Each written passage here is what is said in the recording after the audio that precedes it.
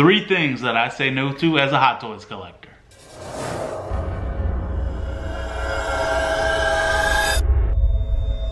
What is up, my fellow 1/6 scale collectors? Today we are going to be talking about 3 things that I try not to do. Now, all this to say, this is my list. You may disagree with one of my points. You may disagree with all 3 of them, and that is completely okay. Before we get started, if you agree or disagree with any of my points, go ahead and drop them down in the comments and we can have a chat about it. Number 1, no duplicate figures in my collection. This just means in my collection, I only want there to be one type of figure of a particular character.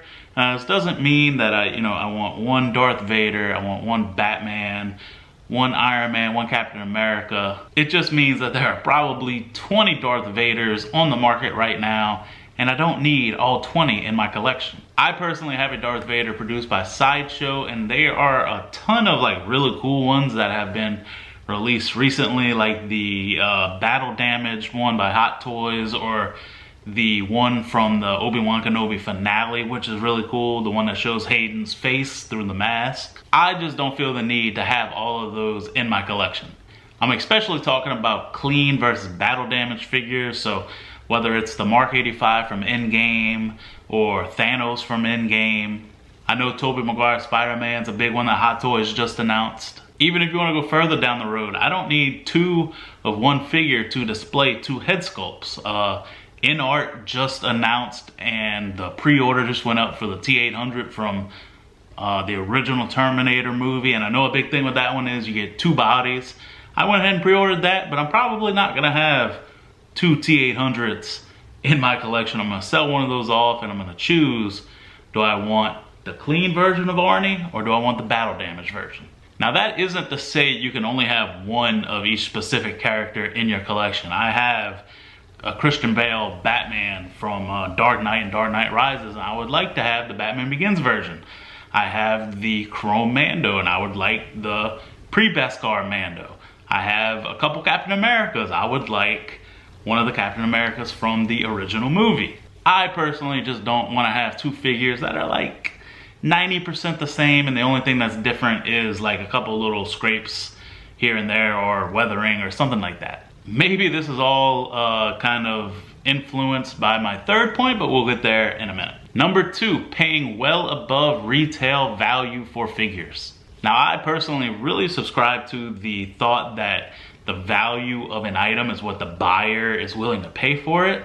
But I also feel like figures will come back around, and if you're patient and willing, they'll eventually come back to you and you'll be able to pick it up then. I'm not opposed to paying a little bit extra, but if you go looking on eBay, you might see the InArt Pennywise on there for $2,000 or $2,500, when before Welcome to Derry, you could have got the Hot Toys Pennywise, which is undoubtedly not as good of a figure as the InArt one, but before Welcome to Derry, you could have got that figure for under $200.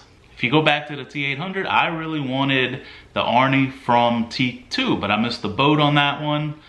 But then, I will go on eBay or Mercari, and I'll see people selling that figure for $600-700 when I think it was like $280, $290 retail.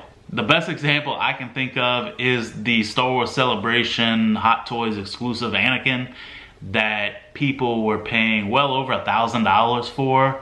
And a couple months later, Hot Toys re-released it twice for $300-400. These things are always going to come back around. Just be patient and keep looking. And the 3rd thing is, I do not want to overcomplicate or overcrowd my display.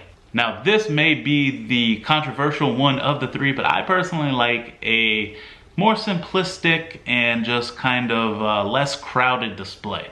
And this is where we go back to my first point. I don't need 5 Darth Vaders. I would rather use that space for another figure that I don't already have on the shelf. Again, it's your collection, and if that's what you like, perfect. I do fight the urge from time to time to pick up something like another Darth Vader. Obi-Wan Kenobi, the finale specifically, is one of my favorite Star Wars things ever. And I do fight the urge to go pick up that Darth Vader, but I already have the Sideshow one that I'm perfectly happy with. So maybe one day I will pick up that Hayden version, but right now I'm happy and I don't need 2. I'm not a big fan of the cases that can hold like 1,000 figures. I do think there's a way you can do that nicely, but sometimes I'll see collections where it's just like overload on the eyes and your eyes can't specifically focus on one thing. For example, Will Foxification here on YouTube, I hope I'm saying that right. I really like his cases. They look great, and he has the big ones that you could fit a ton of figures in, but he doesn't overcrowd. You can see everything very clearly. You can focus on specific things, and I really love how that looks. But that's why I went with the display that you see behind me, where every figure has its own little cubicle cubby thing. Maybe 2 figures to a cubby. Now, I definitely do fight my own urges to put more than 2 figures. You can see the Superman right behind me. That is just 2 figures, but I had Krypto in there, and I thought it really overcrowded it. I'm not even sure if this doesn't overcrowd it, but I really felt like Krypto overcrowded it, so I gave him to my daughter, and he's in her room now. I just paid off my god Loki, and he should be coming soon, and you can't see it, but at the bottom I do have Loki and Sylvie, and I think it'd be really cool to put God Loki in the cubby with those two and have him sitting on his throne and have them on each side of him, but that might not look good for my needs. And truthfully, it might just not fit at all. Alright, so that is my 3 things that I say no to, or at least 3 things that I try to say no to. Let me know down in the comments what you agree with, what you disagree with, what 3 things or 1 thing or 5 things that you might kind of subscribe to on things that you try to do or don't try to do. Oh, and don't forget to hit that subscribe button if you enjoyed this video, because I plan on having a lot more content like this year. Thanks, guys.